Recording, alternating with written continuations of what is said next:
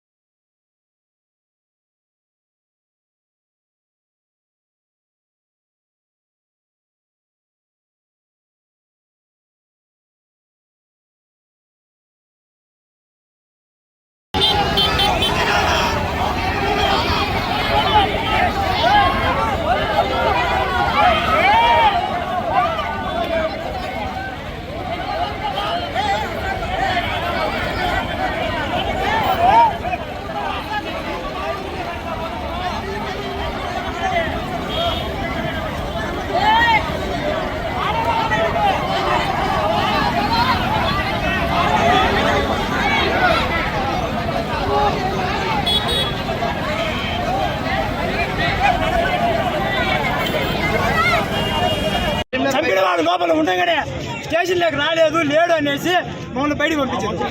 సరేలే అని చెప్పి మేము బస్టాండ్ ర్యాలీ చేస్తుంటే వాళ్ళు ఏసీ కార్లో బయటకు పంపించారు. మైదుగురు పంపించినమాట. మేము ర్యాలీ చేస్తుంటే మీరు ఆగండి, ఎంతసేపు ర్యాలీ చేసుకోండి, బైపాస్ లో పంపించామని చెప్పి బస్సులో బైపాస్ లో పంపించారు. మేము బైపాస్ స్టాండ్ లో ర్యాలీ చేస్తుంటే బైపాస్ లో పోలీసులు వచ్చి మా మీద లాఠీ చార్జ్ చేస్తారు. మెడపట్టులు పట్టుకొని ఇడుతారు. స్టేషన్ ద్వారా కొడగాని మమ్మల్ని లోపలికి ఇడుతారు. మేమేమన్నా తప్పు చేసామా? మేమేమన్నా చంపినామా? లేదు. బస్సుల మీద ఏమన్నా కలబండామా? పద్ధతిగా నిలబెట్టాం, పద్ధతిగానే మాట్లాడుతున్నాం. మాకు పద్ధతిగా న్యాయం జరగాల. ఏ విధంగా అయితే ఆ పిల్లలు చంపినాడో, బట్ట మధ్యాహ్నం వచ్చి గొంతు కోసిపోయిండో, అదే విధంగా ఆ కన్న తండ్రితోనే నడి బస్టాండ్ లో గొంతు కొప్పేయాల. అదే మా కోరిక, మాకు సాటిస్ఫాక్షన్.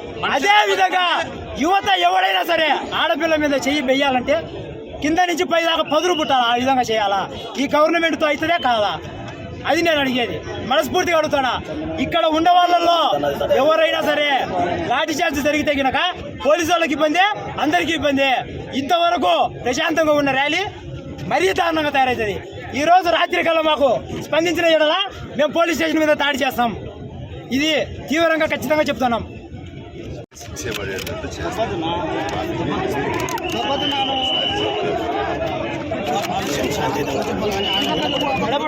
లాఠీ చార్జ్ చేస్తాం.